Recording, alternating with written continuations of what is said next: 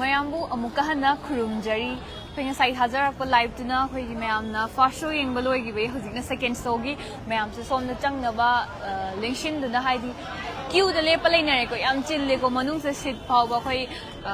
ꯆꯟꯅꯗꯦ ꯍꯥꯏꯇꯥꯔꯦꯀꯣ ꯑꯗꯨꯝ ꯍꯥꯟꯅ ꯕꯨꯛ ꯇꯧꯕꯤꯔꯛꯄꯁꯤꯡ ꯑꯣꯏꯗꯣꯏꯅꯦ ꯑꯗꯨꯒ ꯑꯩꯈꯣꯏꯒꯤ ꯉꯁꯤꯒꯤ ꯃꯃꯤ ꯂꯥꯏꯔꯦꯝꯕꯤ ꯄꯥꯔꯠ 2 ꯑꯁꯤꯒꯤ ꯑꯥꯔꯇꯤꯁ ꯈꯔꯁꯨ ꯍꯧꯖꯤꯛ ꯂꯥꯛꯇꯨꯅ ꯁꯣꯝꯗ ꯂꯩꯖꯔꯦ ꯑꯗꯣ ꯑꯩꯈꯣꯏ ꯍꯧꯖꯤꯛ ꯔꯦꯗ ꯀꯥꯔꯄꯦꯠꯇ ꯆꯪꯉꯛꯅꯕ ꯃꯣꯏ ꯁꯣꯝꯗ ꯂꯩꯔꯦ ꯎꯠꯆꯔꯛꯀꯦꯀꯣ ꯃꯤ ꯃꯌꯥꯝꯁꯦ ꯀꯌꯥꯝ ꯌꯥꯝꯒꯦ ꯌꯦꯡꯉꯣ ꯑꯁꯨꯛꯀꯤ ꯃꯇꯤꯛ ꯌꯥꯝꯃꯦ ꯃꯃꯤ ꯂꯥꯏꯔꯦꯝꯕꯤꯁꯦ ꯄꯥꯔꯠ 2ꯁꯦ ꯃꯌꯥꯝꯅ ꯌꯦꯡꯅꯤꯡꯕꯅ ꯍꯦꯟꯅ ꯏꯈꯧ ꯂꯥꯡꯉꯦ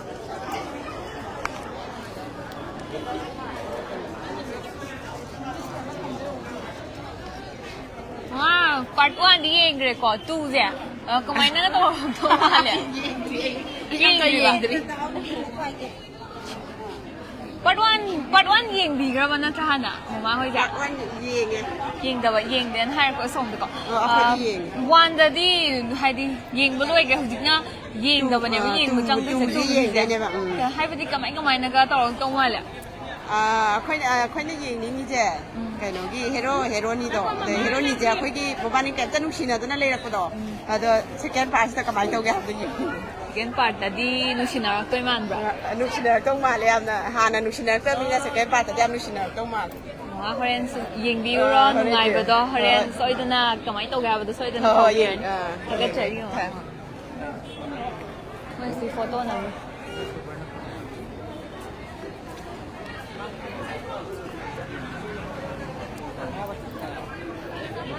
ꯅꯠꯇꯦ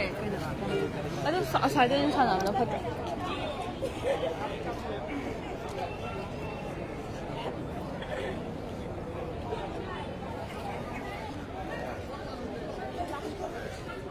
very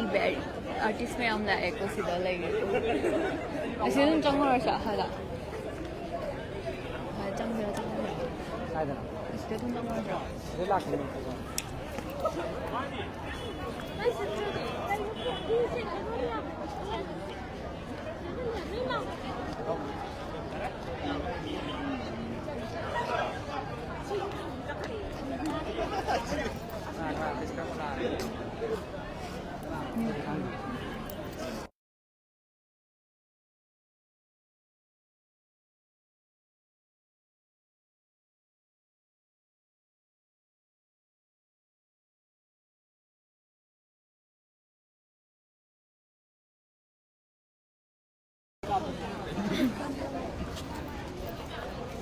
제 와리 사나제 ngasi live thazari se chip se the chanjar ke ko ngasi khoi gi live thazari se Cocktail 360 gi live ne ko aina una jari ba se mayam ne hena sa khangbi ra ba khonjel da ta ba da penubi hai ga di mayam na pop ke na ba do khonjel da ta ba do ko adagi di khoi gi yamung purna gi wai li ga salai ngan be wai li ga direct nikmang na tholak pa gumna Hawaii happy ba khoi gi wari gi Bruce Entertainment da wari khoi na hek hau ba dei tajarak pa da che penubi hai ga di khoi lim nom ta tha de ba ji je ga si thing na ja ba se yam na nu ngai ba hawe khoi gi Cocktail 360 gi live ta si yeng bi ba mayam na khoi gi live se share tau video ko khoi ji je se haidi masak se mi mayam na loi khangna ra le ba ne ba adubu ngasi sumaina live ta theng ne ba jeng ngasi na mayam da su aina hoi atoppa channel da di mayam ure do khoi gi Cocktail 360 gi live ta sumaina theng na ba si ahan ba oi do ado chena li gi wari mayam da khoi film oina puthok ba mayam yaw re ko ado sumaina mami lairembi si di khoi na wari da su yam hit chat ki ba wari ne film oina puthok pira ku sa chena wari gi khonjel da thawai happy gi bane ba ado kai phawbi gi je ꯑꯃꯔꯣꯝꯗꯗꯤ ꯌꯥꯝ ꯅꯨꯡꯉꯥꯏꯕꯁꯨ ꯐꯥꯎꯋꯦ ꯑꯗꯨꯒ ꯀꯩ ꯍꯥꯏꯅꯤ Manipuri film ꯏꯟꯗꯁꯇ꯭ꯔꯤꯁꯤꯗ ꯇꯣꯞ ꯇꯣꯞꯄ ꯃꯍꯥꯎ ꯑꯃ ꯄꯤꯕꯗꯣ ꯍꯥꯟꯅ ꯂꯩꯔꯝꯕ ꯐꯤꯆꯔ ꯐꯤꯂꯝꯗꯣ ꯅꯠꯇꯕꯤꯗꯀꯣ ꯍꯣꯏ ꯁꯤꯁꯨ ꯐꯤꯆꯔ ꯐꯤꯂꯝ ꯑꯣꯏꯗꯣꯏꯅꯦ ꯑꯗꯨ ꯑꯣꯏꯇꯥꯔꯒꯁꯨ ꯂꯥꯏꯛ ꯍꯥꯟꯅ ꯋꯥꯔꯤꯗ ꯇꯥꯔꯒ ꯃꯌꯥꯝꯅ ꯀꯩ ꯍꯥꯏꯅꯤ ꯋꯥꯈꯜꯗ ꯁꯥꯒꯠꯂꯒ ꯃꯌꯥꯝ ꯂꯩꯈ꯭ꯔꯕꯅꯦꯕꯀꯣ ꯑꯗꯣ ꯁꯥꯒꯠꯂꯛꯄꯁꯤꯡꯗꯣ ꯀꯩ ꯍꯥꯏꯅꯤ ꯃꯤꯠꯃꯥꯡꯗ ꯆꯥꯟꯅꯒꯗꯧꯕ ꯑꯦꯛꯇꯔ ꯑꯦꯛꯇ꯭ꯔꯦꯁꯁꯤꯡꯁꯤꯅ ꯀꯨꯝꯕꯤꯔꯀꯥꯟꯗ ꯄꯨꯊꯣꯛꯄꯤꯔꯛꯄꯁꯦ ꯌꯥꯝ ꯅꯨꯡꯉꯥꯏꯕ ꯐꯥꯎꯋꯦ ꯑꯩꯈꯣꯏꯅ ꯋꯥꯔꯤꯗ ꯇꯥꯈꯤꯕ ꯐꯪꯕ ꯏꯃꯥꯖꯤꯅꯦꯁꯟꯗꯣ ꯑꯩꯈꯣꯏꯒꯤ ꯐꯤꯂꯝꯗ ꯑꯣꯏꯅ ꯎꯕ ꯐꯪꯖꯕꯁꯦ ꯑꯩꯈꯣꯏ ꯆꯤꯆꯦꯅ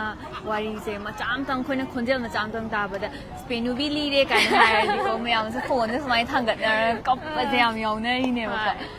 ꯆꯦ ꯋꯥꯔꯤꯁꯦ ꯍꯧꯖꯤꯛꯀꯤ ꯆꯦꯁꯦ ꯈꯔ ꯋꯥꯔꯤꯁꯦ ꯊꯥꯏꯅ ꯂꯤꯕ ꯑꯗꯨꯃꯥꯏꯅ ꯂꯤꯒꯤꯗ꯭ꯔꯦꯕꯀꯣ ꯑꯩ ꯍꯧꯖꯤꯛꯁꯦ ꯑꯩꯗꯣ ꯀꯩ ꯍꯥꯏꯅꯤ ꯑꯩꯗꯣ ꯈꯔ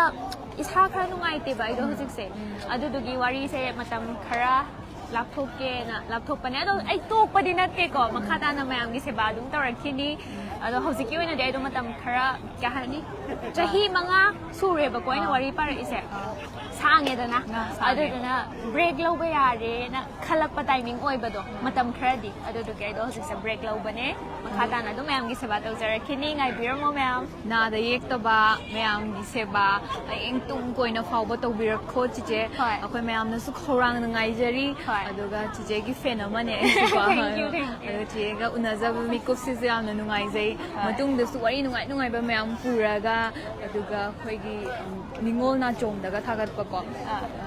ꯅꯨꯡꯁꯤꯅꯕ ꯌꯥꯝꯕꯨꯡꯒꯤ ꯋꯥꯔꯤ ꯑꯗꯨꯒꯨꯝꯕ ꯃꯌꯥꯝ ꯋꯥꯈꯜ ꯇꯨꯔꯤꯗꯒ ꯃꯌꯥꯝ ꯇꯨꯔꯤꯗꯒ ꯑꯁ ꯊꯥꯒꯠꯄꯗ ꯌꯥꯝꯅ ꯇꯧꯈꯤꯕꯗꯣ. ꯍꯣꯏ ꯇꯥꯗꯅ ꯇꯧꯕ ꯑꯝꯇ ꯌꯥꯎꯗꯦꯀꯣ ꯍꯣꯏ. ꯆꯤꯆꯦꯁꯤ ꯊꯣꯛꯂꯛꯑꯗꯤ ꯑꯩꯈꯣꯏꯒꯤ ꯄꯨꯔꯅ ꯊꯣꯛꯂꯛꯑꯦ ꯀꯥꯏꯅꯒ ꯍꯥꯏꯅꯕꯗ ꯊꯣꯏꯕꯤ ꯊꯣꯛꯂꯛꯑꯦ ꯀꯥꯏꯅ ꯍꯥꯏꯅꯕꯗꯣ ꯍꯣꯏ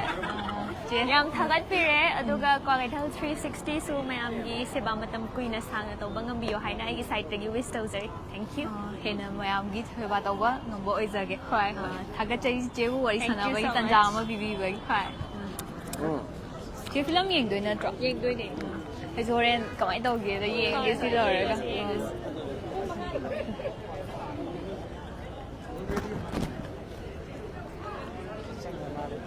ꯆꯪꯈ꯭ꯔꯦ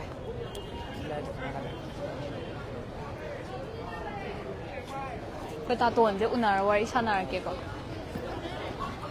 ꯇꯥꯇꯣꯟ ꯑꯩꯈꯣꯏ ꯍꯧꯖꯤꯛ ꯀ꯭ꯋꯥꯀꯩꯊꯦꯜ 360ꯒꯤ ꯂꯥꯏꯞꯅꯦ ꯊꯥꯖꯔꯤꯁꯦ ꯁꯤꯗ ꯊꯦꯠꯆꯟꯖꯔꯦ ꯑꯣꯏꯕꯤꯌꯨꯀꯣ ꯑꯩꯈꯣꯏ ꯃꯌꯥꯝꯅ ꯇꯦꯡ ꯂꯥꯎꯅ ꯎꯔꯗꯤ ꯇꯥꯇꯣꯟ ꯍꯥꯏꯈ꯭ꯔꯗꯤ ꯂꯣꯏꯔꯦꯀꯣ ꯃꯌꯥꯝꯒꯤ ꯑꯩꯈꯣꯏꯒꯤ ꯉꯁꯤꯒꯤ ꯀ꯭ꯋꯥꯀꯩꯊꯦꯜ 360ꯒꯤ ꯂꯥꯏቭ ꯑꯁꯤꯗ ꯑꯩꯈꯣꯏꯒꯤ ꯇꯥꯇꯣꯟꯁꯦ ꯇꯁꯦꯡꯅ ꯎꯕ ꯐꯪꯕꯤꯔꯦ ꯑꯗꯨꯒ ꯍꯦꯛ ꯌꯦꯡꯕꯗꯁꯨ ꯄꯨꯔꯥ ꯌꯥꯝ ꯊꯤ ꯄꯣꯁ ꯇꯥꯏꯀꯣ ꯌꯥꯝꯅ ꯅꯨꯡꯁꯤꯕꯤꯕꯒꯤꯅꯦ ꯃꯃꯤꯒꯤ ꯂꯥꯏꯔꯦꯝꯕꯤꯁꯤꯗ ꯇꯥꯇꯣꯟꯒꯤ ꯁꯤꯟꯁꯦ ꯌꯥꯝ ꯅꯣꯛꯅꯤꯡꯕ ꯌꯥꯝ ꯌꯥꯎꯋꯦ ꯑꯩꯅ ꯑꯣꯏꯅ ꯀꯣꯃꯦꯗꯤ ꯔꯣꯜ ꯑꯣꯏꯅ ꯐꯖꯅ ꯄꯨꯕ ꯑꯗꯣ ꯑꯩꯅ ꯌꯥꯝ ꯄꯥꯝꯖꯕ ꯔꯣꯜ ꯁꯤꯟꯕ ꯐꯪꯕ ꯍꯥꯏꯇꯥꯔꯦ ꯑꯗꯣ ꯑꯁꯦꯡꯕꯗ ꯍꯥꯏꯕꯗꯤ ꯀꯣꯃꯦꯗꯤꯁꯨ ꯑꯗꯨꯝ ꯑꯣꯏꯌꯦꯕꯀꯣ ꯑꯗꯣ ꯐꯤꯂꯝꯗꯁꯨ ꯑꯣꯏꯔꯤꯁꯦ ꯀꯃꯥꯏꯅ ꯆꯥꯟꯅꯔꯅꯤ ꯈꯜꯂꯒ ꯗꯥꯏꯔꯦꯛꯇꯔꯁꯤꯅ ꯄꯤꯔꯛꯏꯔꯥ ꯍꯣꯏ ꯍꯥꯏꯗꯤ ꯑꯩꯈꯣꯏ ꯗꯥꯏꯔꯦꯛꯇꯔ ꯗꯥꯊꯣꯏꯕꯁꯦ ꯃꯥꯅ ꯑꯍꯥꯟꯕꯗ ꯑꯩꯉꯣꯟꯗ ꯀꯣꯜ ꯇꯧꯔꯛꯑꯦ ꯁꯨꯃꯥꯏꯅ ꯌꯥꯝ ꯀꯣꯃꯦꯗꯤꯒꯤ ꯑꯩꯉꯣꯟꯗ ꯆꯥꯟꯅꯒꯗꯕ ꯔꯣꯜ ꯑꯃ ꯍꯥꯏꯗꯤ ꯑꯩꯈꯣꯏꯅ ꯁꯨꯝ ꯌꯨꯇꯨꯕꯇ ꯀꯩꯗ ꯇꯧꯔꯤꯗꯣ ꯃꯣꯏꯅꯁꯨ ꯁꯨꯝ ꯌꯦꯡꯕꯤꯕꯀꯣ ꯑꯗꯒꯤ ꯁꯨꯃꯥꯏꯅ ꯅꯪ ꯌꯥꯝ ꯆꯥꯟꯅꯒꯗꯕ ꯌꯥꯝ ꯆꯥꯒꯠꯅꯕ ꯀꯦꯔꯦꯛꯇꯔ ꯑꯃ ꯂꯩꯔꯦ ꯑꯗꯣ ꯅꯪ ꯁꯤ ꯇꯧꯗ ꯌꯥꯗ꯭ꯔꯦ ꯍꯥꯏꯕꯗ ꯑꯩꯒꯤꯁꯨ ꯑꯍꯥꯟꯕ ꯑꯣꯏꯅ ꯀꯣꯃꯦꯗꯤꯒꯤ ꯑꯣꯏꯅ ꯗꯥꯏꯔꯦꯛ ꯔꯣꯜ ꯄꯨꯕ ꯑꯣꯏꯕꯀꯣ ꯑꯗ ꯑꯩꯅ ꯑꯁꯤꯗꯤ ꯗꯥꯎ ꯌꯦꯡꯉꯒꯦꯅ ꯑꯩꯅ ꯌꯥꯝ ꯄꯥꯝꯖꯈꯤꯕ ꯌꯥꯝ ꯆꯥꯒꯠꯅꯕꯁꯦ ꯈꯔ ꯑꯗꯨꯝ ꯄꯥꯝꯖꯩꯕꯀꯣ ꯑꯗꯨꯒ ꯌꯥꯝ ꯆꯥꯅꯕ ꯀꯦꯔꯦꯛꯇꯔꯗꯣ ꯑꯩꯉꯣꯟꯗ ꯐꯪꯈꯤꯕ ꯍꯥꯏꯇꯥꯔꯦ ꯑꯗꯨꯅ ꯑꯗꯨꯃꯥꯏꯅ ꯇꯧꯈꯤ ꯑꯁꯦꯡꯕ ꯔꯤꯌꯦꯂꯤꯇꯤꯗ ꯄꯥꯝꯖꯕꯗꯨꯃ ꯐꯤꯂꯝꯗꯁꯨ ꯑꯣꯏꯕ ꯐꯪꯉꯦ ꯑꯗꯣ ꯐꯤꯂꯝꯁꯦ ꯑꯍꯥꯟꯕ ꯑꯣꯏꯗꯣꯏꯔꯥ ꯑꯍꯥꯟꯕꯁꯦ 1S나 ꯗꯥꯄ꯭ꯔꯤꯌꯥꯡꯀꯟꯇꯒꯤ ꯁꯤꯅꯕꯨꯗꯤ ꯍꯥꯜꯂꯦꯕꯀꯣ ꯔꯤꯂꯤꯁ ꯇꯧꯕꯕꯨꯗꯤ ꯁꯤꯖꯟ 1ꯗꯅ ꯍꯦꯟꯕ ꯃꯃꯤ ꯂꯥꯏꯔꯦꯝꯕꯤ ꯁꯤꯖꯟ 1ꯅ ꯍꯥꯟꯕ ꯑꯗꯣ ꯄꯥꯔꯠ 1ꯗ ꯇꯧꯈꯤꯕ ꯁꯤꯟꯈꯩꯗꯣ ꯐꯤꯂꯝ ꯅꯝꯕꯗ ꯊꯦꯡꯅꯔꯛꯄ ꯑꯋꯥꯕꯁꯦ ꯀꯩꯝꯇ ꯁꯨꯝ ꯂꯩꯈꯤꯗꯕ꯭ꯔꯥ ꯁꯨꯝ ꯑꯋꯥ ꯅꯨꯡꯉꯥꯏ ꯈꯔ ꯑꯋꯥꯕ ꯍꯥꯏꯁꯦ ꯑꯋꯥꯕꯗꯤ ꯂꯣꯏ ꯂꯩ ꯉꯥꯛꯇꯅꯦ ꯍꯥꯏꯗꯤ ꯑꯩꯒꯤꯁꯨ ꯑꯍꯥꯟꯕꯅꯦꯕꯀꯣ ꯑꯍꯥꯟꯕꯅꯤꯅ ꯍꯥꯏꯗꯤ ꯑꯩꯒ ꯑꯦꯛ ꯇꯧꯃꯤꯟꯅꯔꯤꯕ ꯁꯦꯅꯤꯌꯔ ꯑꯥꯔꯇꯤꯁ ꯉꯥꯛꯇꯅꯤꯗꯣ ꯑꯩꯈꯣꯏꯗꯤ ꯁꯨꯝ ꯌꯨꯇꯨꯕꯇ ꯑꯦꯛꯇꯤꯡ ꯇꯧꯖꯕ ꯍꯥꯏꯅꯤ ꯑꯁꯣꯏ ꯁꯣꯏꯗ ꯁꯨꯝ ꯑꯩꯈꯣꯏ ꯃꯁꯦꯟ ꯍꯥꯏꯅꯖꯔꯒꯁꯨ ꯍꯥꯏꯗꯤ ꯐꯖꯅ ꯇꯥꯛꯄꯤꯅꯕ ꯃꯤꯗꯨ ꯂꯩꯇꯦꯗꯅ ꯑꯗꯨꯅ ꯁꯨꯃꯥꯏꯅ ꯁꯦꯅꯤꯌꯔ ꯑꯥꯔꯇꯤꯁ ꯃꯌꯥꯝꯒ ꯑꯦꯛꯇꯤꯡ ꯇꯧꯃꯤꯟꯅꯔꯛꯄꯗ ꯍꯥꯏꯗꯤ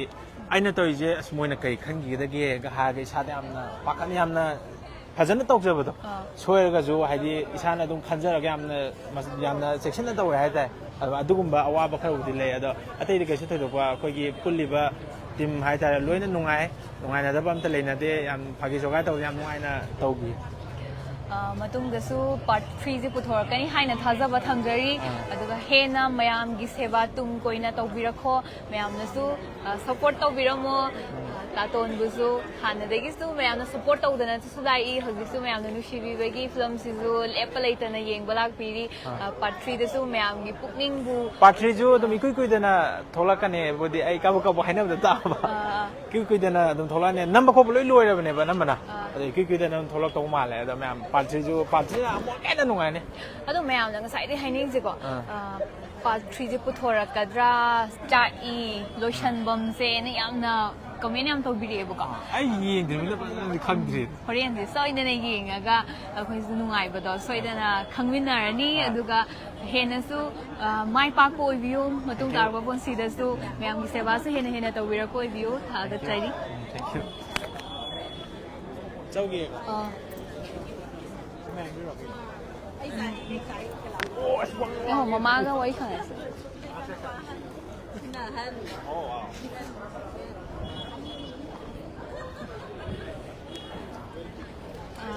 မမခွေတဲ့ quite street live နဲ့လောက်ကြရေးစဲ กว่าจะทิ้งกี่ ကွာကေသေးကြီးမမရှိတဲ့ကျန်ကြရကင်ကောအခုကြီးလီရဖတ်စားပါဒီမမမဒူပလာနေနိုင်နေ ใครจะเลย မမတဲ့နော်အိုင်ကနော်လေစာဘီအိုရီကန်တကြီးနော်ဖတ်တဲ့တကြီးနာဟိုဒီဖော်ဝကြီးလောက်ပါကဲနော်စီတော့ခွေ generation စီတာခွေကြီးစွမ်းအဟန်လို့ရှလောက်ပဲဒီ skin တို့ခိတန်တာဟိုင်ဒီခွေကြီးခွေဒရာပကုံးပါစိကတနေဘူးကမမကြီးစက်တကင်းတ change လိုက်တယ်ပါထိုင်နေတကြီး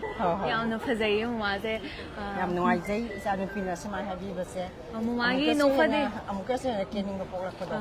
မမိုင်းနှုတ်ဖတ်သေးစရာအတော့ငင်းငယ်ဘကိုအဲ့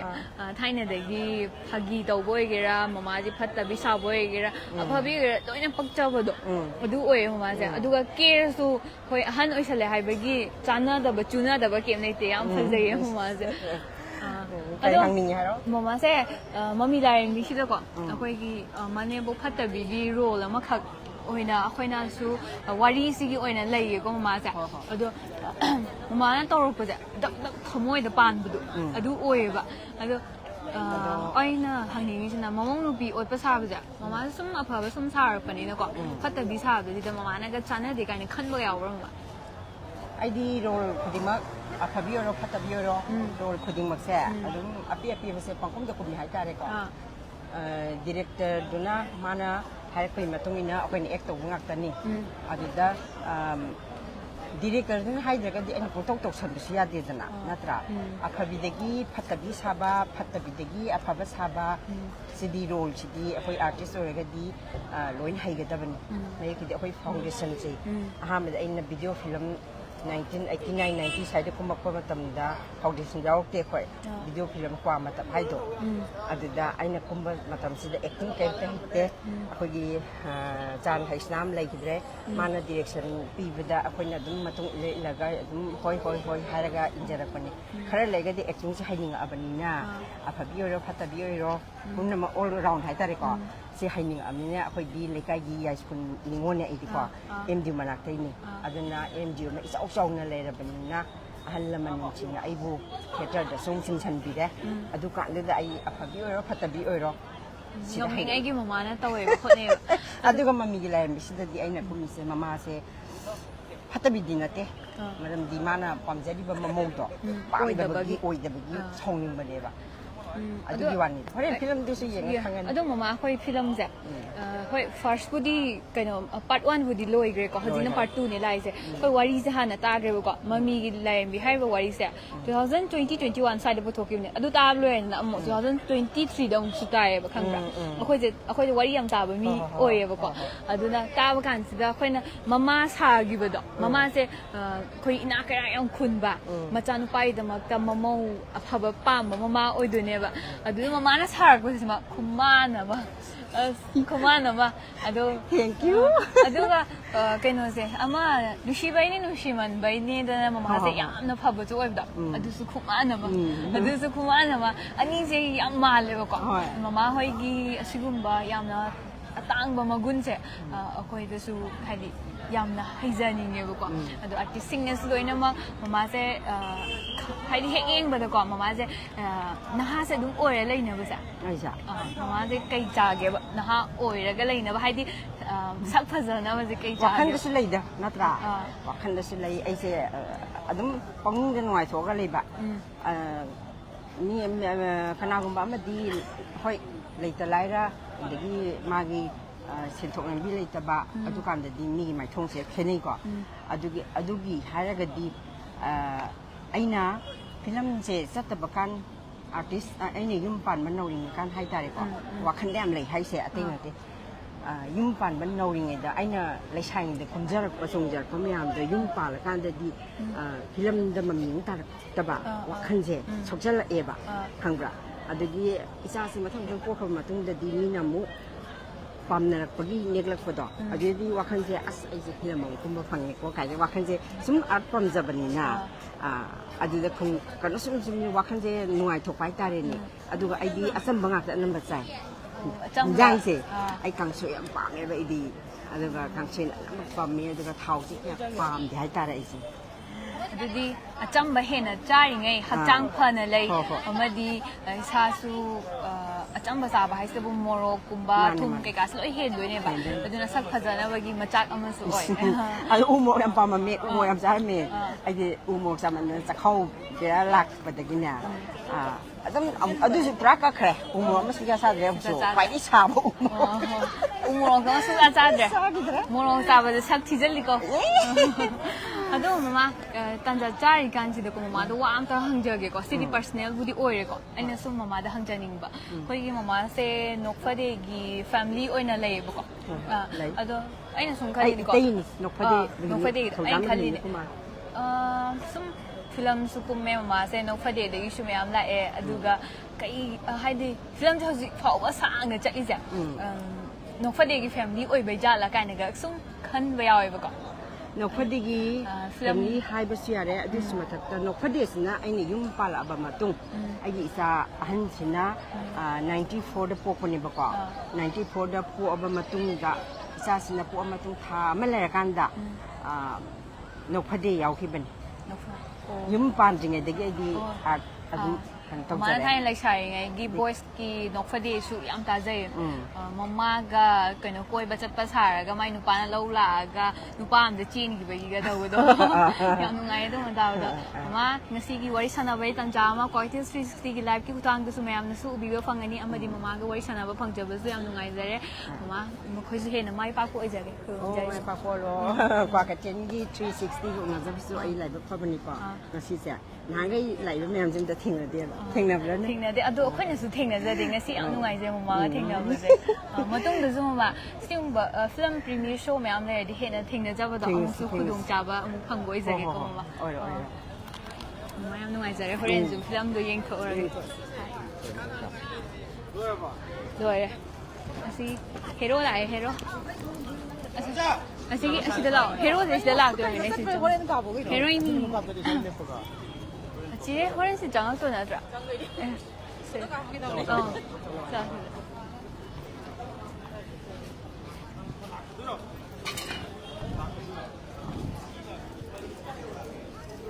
ได้น้องจ้าหรอน้องโฟโต้กราฟีนู่นไอ้วิดีโอถ่ายทำนะจ้ะก็ได้น้องก็ได้กูด้วยโอ้นั่งวิดีโอโฟโต้กราฟีไงมารักท่านน่ะวารีมันเตรียมท่านน่ะจ้ะ其实这么长的拖子，妈不都搞不来个。这我你这穿的这么长的拖子，这啥子了？哦，这啥子？啊，是给侬个是kupon怎么多哟？给侬先回了。哦，咁之后啦，哎，佢都没睇我面。给侬见上对是不？干嘛还得有空间？这样个 review 吧。干嘛还得是空间见手？是样几不是呀吧？哎，没干嘛的是就拍在里头见手。没干嘛的是个哪位的呢？กันRohitนะRohitยูนานติRohit ไอ้เก่าอย่างนี้Rohit จีอันนู้นก็งางเดียวงางเน็บกว่าไม่เอาใคร可以嘛？米来米的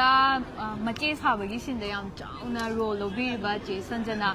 可能我哩打几不得个，嘛介绍那哈那พัดลักตะบดกี่มันน้องพิศโลกี่บดโอ้ยตัวนี้ก็ยังกันพัดตัวนี้ดีให้ดิมีนุ่งชินาว่าเล่นๆนะนุป้ามันนุ่งชินาว่ายาดีเลยอะยาดีตัวที่ข้างนั้นเลยดูดีไอ้น่ะดูแต่โลกรีเซ่ค่อยกี่ให้ดีค่อยกันว่ากี่ดาเซมสตีโรลเซ่ไอ้ที่มากับไอ้ก็ข้างหน้าภาษาอังกฤษเซ่มากี่น้องแฟมิลี่เซ่ไฮสแตนดาร์ดโอ้ยแบบเดี๋ยวค่อยกี่นักคิดตั้งกันโอ้ยಅದನ್ನ I ನಮ್ ಕಿಜಬ ಮೊಯ್ ಮುಂಗ ಲೈಬದ ಐ ನಮ್ ಕಿಜ ಜಬದು ಐ ಐನ ಅದುದುಗಿ ಅದುನ ಮರಂ ಓರಗ ಐಗಿ ನುಶಿನ ಜಬಸು ಲೈಜಬ ಅದುಮೈನ ಲೈ ವರಿಸ್ ಅದೇ ಮನಾವ್ ಪಿಟಕ್ ಲಾವ್ ನೌಸನ್ಗೆ ವೇವಾನೇವ ಹೋಯ್ ಇಜೆಗೆ ಕಾಸ್ಟ್ಯೂಮ್ ದೆ ಕನಾ ಒಬಿದ ಐಗಿ ಕಾಸ್ಟ್ಯೂಮ್ ದೆ ರಂಜನಾ ಕ್ರಿಶ್ಚಿಯನ್ ನಮ ಜೇಮ್ನ ಸ್ಪಾನ್ಸರ್ ತೌಬಿರಕ ಕೈಲಂದಗಿ ಒದ ಕೈನೋದಗಿ ಕ್ವಾಕಟೆಲ್ದಗಿ ꯀ꯭ꯋꯥꯏꯇꯦꯜ ꯑꯩꯈꯣꯏꯁꯨ ꯉꯁꯤ ꯂꯥꯏꯚ ꯊꯥꯖꯩꯖꯥ ꯀ꯭ꯋꯥꯏꯇꯦꯜ 360ꯅꯦ ꯀ꯭ꯋꯥꯏꯇꯦꯜ 360ꯒꯤ ꯈꯨꯊꯥꯡꯗꯒꯤ ꯀ꯭ꯋꯥꯀꯩꯊꯦꯜꯗꯒꯤ ꯆꯦ ꯔꯟꯖꯅꯥ ꯆꯦ ꯔꯟꯖꯅꯥꯅ ꯀꯣꯁꯇ꯭ꯌꯨꯝ ꯇꯧꯕꯤꯕꯅꯦ ꯌꯥꯝ ꯐꯖꯩꯀꯣ ꯌꯥꯝ ꯕ꯭ꯌꯨꯇꯤꯐꯨꯜꯅꯦ ꯀꯨꯏꯔꯦ ꯃꯥꯅ ꯁꯦꯝꯕꯤꯔꯛꯏꯁꯦ ꯐꯖꯅ ꯑꯗꯨꯝ ꯁꯦꯝꯕꯤꯔꯛꯑꯦ ꯃꯥꯅ ꯑꯗꯨ ꯆꯦ ꯄꯥꯔꯠ 1ꯒ 2ꯒꯁꯦ ꯄꯥꯔꯠ 2ꯗꯅ ꯃꯧ ꯑꯣꯏꯔꯛꯇꯣꯏꯔꯥ ꯄꯥꯔꯠ 2ꯗ ꯑꯃ ꯑꯣꯏꯔꯛꯇꯣꯏꯅꯦ 1ꯗꯁꯨ ꯃꯇꯦꯛ ꯑꯃ ꯑꯣꯏꯕꯒꯤ ꯌꯥꯎꯈ꯭ꯔꯦꯕꯀꯣ 2ꯗ ꯑꯃ ꯑꯣꯏꯔꯛꯑꯅꯤ ꯐꯖꯅ ꯑꯗꯣ 1 ꯅꯝꯕꯒ 2 ꯅꯝꯕꯒꯁꯦ ꯑꯗꯨꯝ ꯄꯨꯂꯞ 1ꯗꯒꯤ 2 ꯐꯥꯎ ꯅꯝꯈꯤꯕ꯭ꯔꯥ ꯅꯠꯇ꯭ꯔꯒꯅ ꯃꯇꯦꯛ ꯃꯇꯦꯛ ꯍꯥꯏꯕꯗꯤ ꯄꯥꯔꯠ 2ꯒꯤ ꯑꯃ 1ꯒꯤ ꯑꯃ ꯑꯗꯨꯃꯥꯏꯅ ꯅꯝꯕ꯭ꯔꯥ ꯑꯗꯨꯃꯥꯏꯅ ꯅꯝꯗꯦ ꯍꯥꯏꯗꯤ 1ꯒꯤ ꯅꯝꯕꯗꯁꯨ 2ꯒꯤꯁꯨ 3ꯒꯤꯁꯨ ꯑꯗꯨꯝ ꯌꯥꯎꯋꯦ ꯃꯤꯛꯁ ꯇꯧꯋꯦ ꯑꯗꯣ ꯁꯤꯒꯤ ꯐꯤꯜꯝꯁꯦ ꯑꯗꯨꯝ ꯑꯩꯈꯣꯏ ꯀ꯭ꯔꯨ ꯃꯦꯝꯕꯔꯁꯤꯡꯁꯦ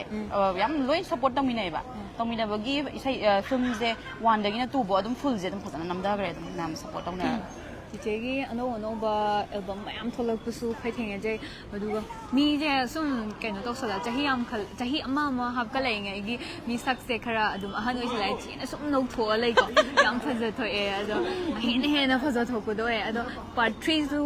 ꯌꯥꯝ ꯊꯨꯅ ꯄꯨꯊꯣꯛꯄꯤꯔꯛꯄ ꯑꯣꯏꯁꯅꯨ ꯆꯤꯆꯦ ꯃꯌꯥꯝꯅꯁꯨ ꯈꯧꯔꯥꯡꯅ ꯉꯥꯏꯖꯔꯤ ꯆꯤꯆꯦ ꯉꯁꯤ ꯋꯥꯔꯤ ꯁꯥꯟꯅꯕꯒꯤ ꯇꯟꯖꯥ ꯑꯃ ꯑꯩꯈꯣꯏ ꯀ꯭ꯋꯥꯏꯇꯦꯜ 360ꯒꯤꯅ ꯇꯟꯖꯥ ꯑꯃ ꯐꯪꯖꯕꯁꯦ ꯌꯥꯝꯅ ꯅꯨꯡꯉꯥꯏꯖꯩ ꯑꯩꯈꯣꯏ ꯄꯥꯔꯠ 3ꯗꯁꯨ ꯑꯃꯨꯛ ꯁꯨꯃꯥꯏꯅ ꯑꯃꯨꯛ ꯆꯤꯆꯦ ꯊꯦꯡꯅꯕ ꯑꯣꯏꯁꯦ ꯃꯌꯥꯝ ꯁꯤꯡꯖꯃꯩ 360ꯗꯣ ꯀ꯭ꯋꯥꯀꯩꯊꯦꯜ 360 ꯁꯣꯔꯤ ꯃꯌꯥꯝ ꯀ꯭ꯋꯥꯀꯩꯊꯦꯜ 360ꯁꯨ ꯃꯌꯥꯝꯅ ꯁꯕꯁꯀ꯭ꯔꯥꯏꯕ ꯇꯧꯁꯟꯕꯤꯅ ꯁꯞꯄꯣꯔꯠ ꯇꯧꯕꯤꯌꯣ ꯆꯦꯅꯦꯜ ꯑꯁꯤꯕꯨ ꯆꯦꯕꯨ ꯌꯥꯝꯅ ꯅꯨꯡꯉꯥꯏꯖꯔꯦ ꯌꯥꯝ ꯊꯥꯒꯠꯆꯔꯤ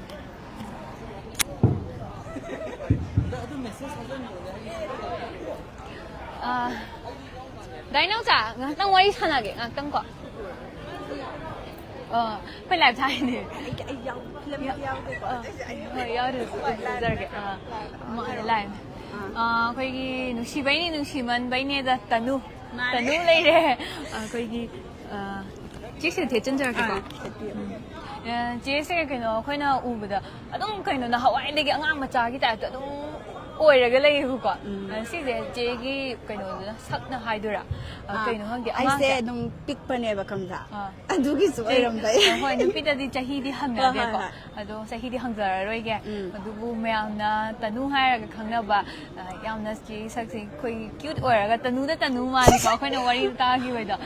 ꯆꯦꯁꯨ ꯉꯁꯤ ꯑꯩꯈꯣꯏ ꯂꯥꯏꯚ ꯊꯥꯖꯩꯁꯨ ꯀ꯭ꯋꯥꯏꯇꯦꯜ 360ꯒꯤꯅꯦ ꯁꯨꯃꯥꯏꯅ ꯑꯩꯈꯣꯏꯒꯤ ꯑꯩꯈꯣꯏꯅ ꯌꯥꯝ ꯄꯥꯝꯅꯕ ꯐꯤꯂꯝ ꯑꯃꯒꯤ ꯑꯥꯔꯇꯤꯁ ꯃꯌꯥꯝ ꯁꯨꯃꯥꯏꯅ ꯎꯅꯕ ꯐꯪꯖꯕꯁꯦ ꯆꯦ ꯌꯥꯝ ꯅꯨꯡꯉꯥꯏꯌꯦ ꯑꯗꯣ ꯅꯨꯡꯁꯤꯕꯩꯅꯤ ꯅꯨꯡꯁꯤꯃꯟꯕꯩꯅꯤꯁꯨ ꯃꯌꯥꯝꯅ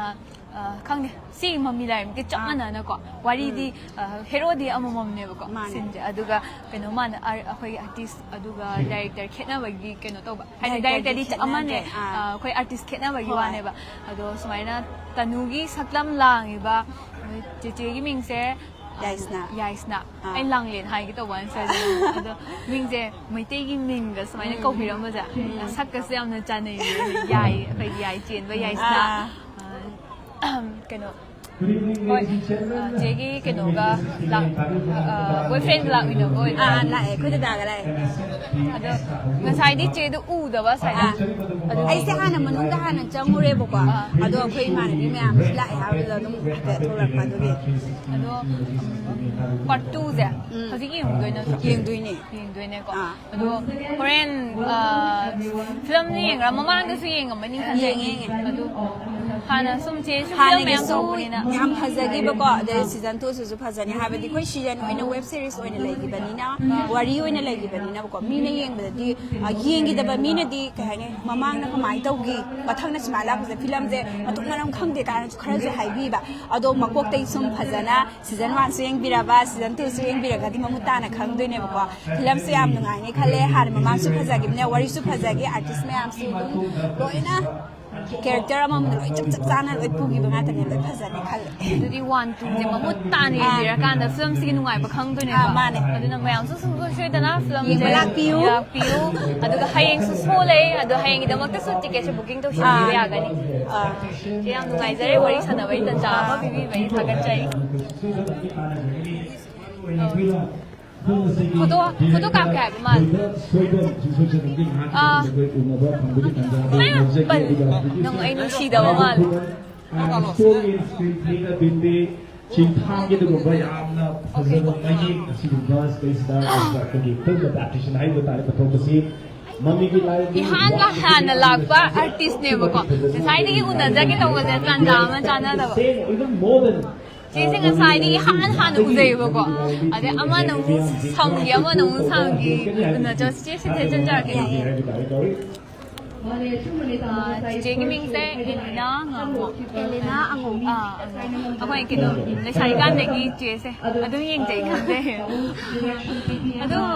kai no si mami lai mi de go artist kai sit lo aina phasai go adu no ra le si go si kana na makeup to bi ra Winner phải rồi chấm Fry công bạn đấy kì. adu ba che gi costume si di adu mi sa gi oi ja da Nate, Sarai Laima Rental Collection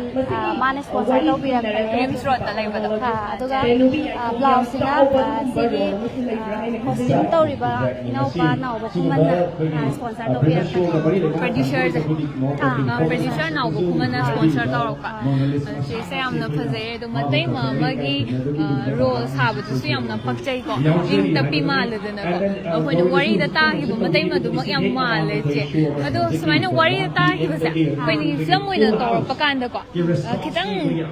ha ba di ma loi dra ne ba bok na pan mi loi dra ne khan ba me ang yaw e hai nei ko si da che so ni mai na khan ba mi kuk ka yaw ba che Halle, Heidi character je pura change ne ba. Sige sida ai ngon aina loser ba character je pura khang de. Khatang senior oi bro ne sat le na ba. Ai do sum pakkadra ka ina khan ba do. Adu su khan gi be yawe ado khang de mayam na di pakpira moi da yam na pakhat ga di tau gi ai ni look siga sari ba character du ko chana ram moi da hai ba gi wakhal da chamam na ba do adu di pau. Wei ko ite 360 ki live ki ngeng bi ba mi ding ta bi ba mayam na su wei che elina ango wei minu sorry mami gi live mi da matai ma sa ba gi ro je na lo bi ba ne mayam su so shoi da na yam na ai gi side te gi di yam na pak che yam ma le ing tap pa matai ma mayam ma le do mayam na su comment tham bi ra mo adom gi comment mayam da na artist mayam gi pukning su thogat toi ne si wari sana bai tan cha ma phang ja bai da ma je thagat chai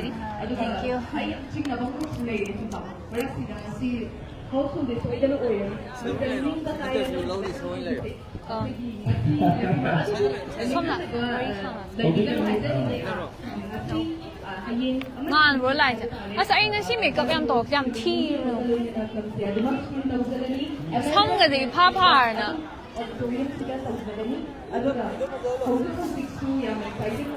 ai hobe lak ma ne ba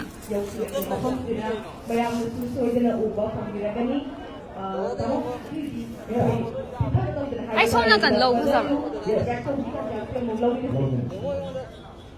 Very interesting if we pass it through adu ne ai na pin pha jan gre ba ai nga si hobe lak bai pha yar ba samna ipha phar da lai ta urat ka no response personal lobby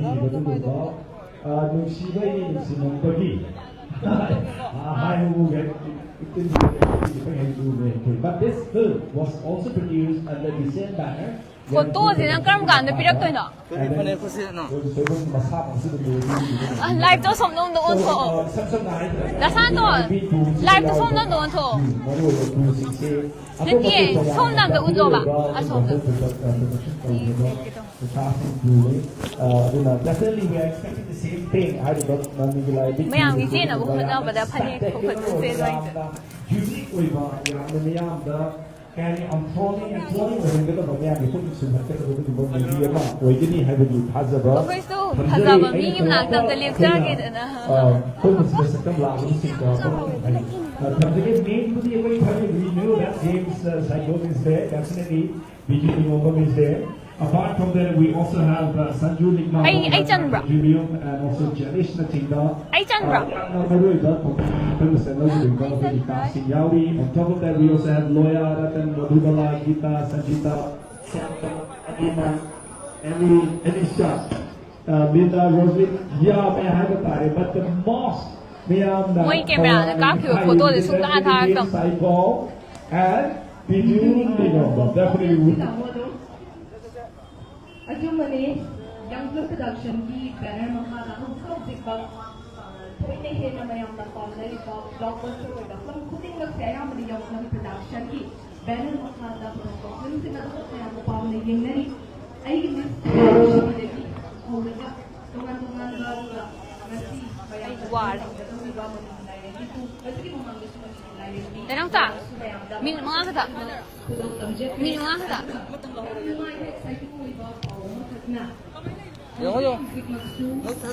production की banner makada tungan ba kaya makatu mo ko ki mangu na itaba ko tamna ba orang loire hai su kasi masi bayam da do tamga 可以 live 他的意思 live 是谢谢了 loire na सब मस्ती दा 喜欢吧你的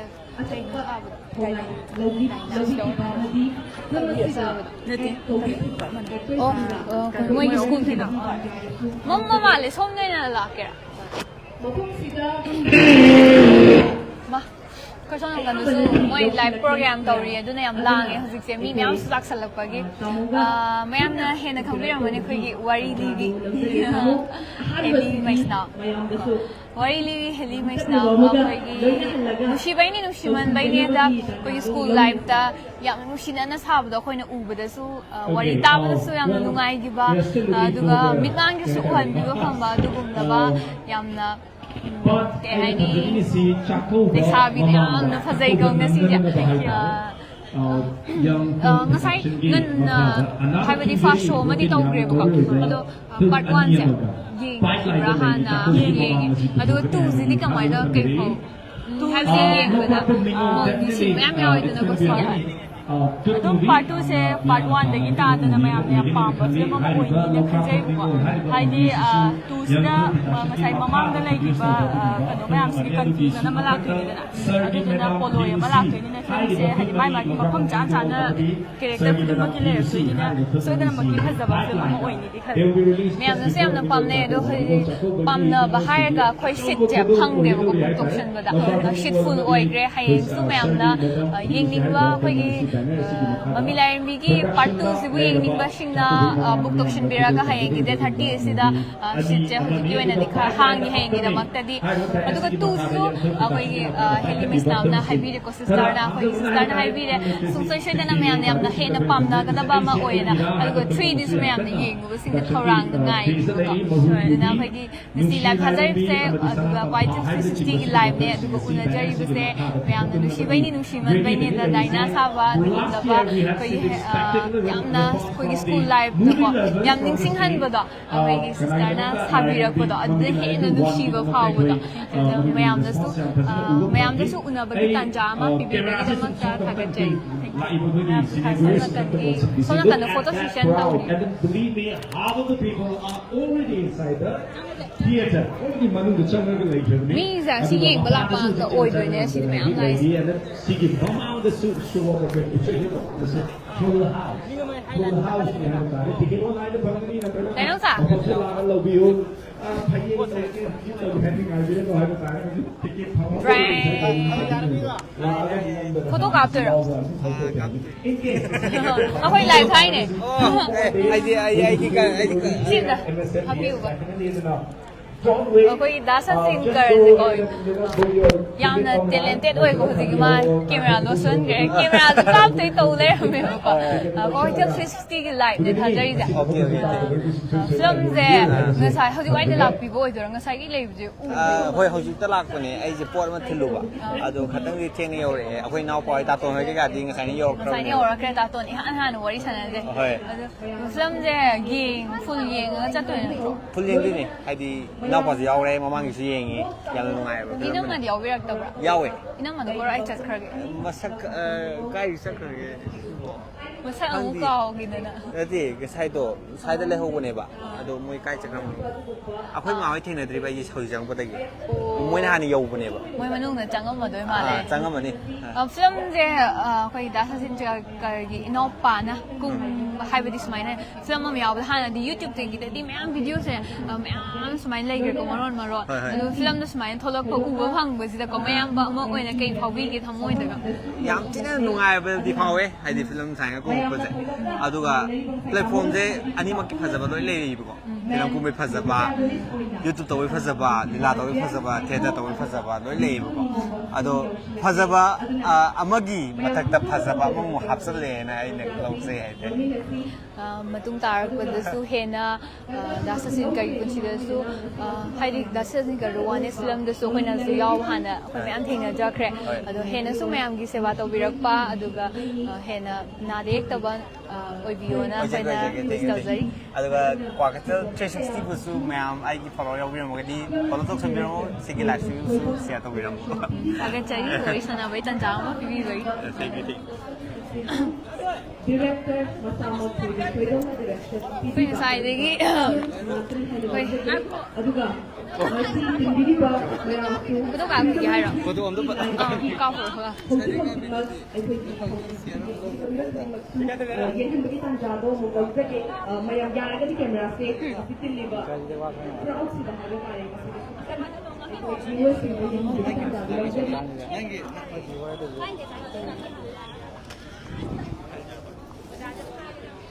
ꯇꯥꯃꯣ ꯑꯩꯈꯣꯏꯁꯨ live ꯊꯥꯖꯔꯤꯅꯦꯕꯀꯣ ꯑꯩꯈꯣꯏ live ꯊꯥꯏꯁꯤꯗ ꯇꯥꯃꯣꯅ ꯋꯥꯍꯩ ꯃꯇꯦꯛ ꯑꯃꯅꯤꯗ ꯏꯆꯦꯒ ꯊꯝꯕꯤꯌꯨꯅꯦ Kari channel hai? ꯑꯩꯈꯣꯏ Kwakeithel 360 Okay, hi viewers of Kwakatil 360. You're watching live from MSF DS Tegini. Hoje koi na lagi MSF DS ta. Hoje ma chathari ba mami ki Lairembi part 2. Gi premiere ki red carpet ki mafam dagi ne to na meng tabiri ba si do na. Kwakatil 360 को support to view, like to view, hariba koi ki hai hoje like thajin si share to view. अदुगा comment दा chat दा दोना करी फॉबी बगे quality 360 की मतंग दा थंबिनिंग बा एनी कमेंट्स एंड सजेशन थंबिरा मो हाइबनी thank you so much quality 360 दा कोई जो वाइ वाफम खरा उदोक जब फंगसे कोई किसी लाइव फंबिन थमसे ꯇꯥꯃꯣꯒ ꯁꯨ ꯉꯁꯤ ꯋꯥꯔꯤ ꯁꯥꯟꯅꯖꯕ ꯇꯥꯟꯖꯥ ꯐꯪꯕꯁꯦ ꯌꯥꯝ ꯅꯨꯡꯉꯥꯏꯖꯩ ꯇꯥꯃꯣꯕꯨꯁꯨ ꯍꯟꯅ ꯊꯥꯒꯠꯆꯔꯤ Thank you so much.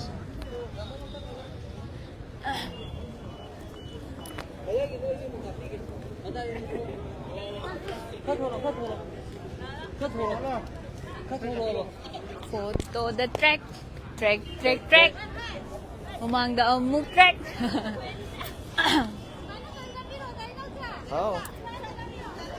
Daman samdo Mi yam ay di pirak ni khangdaba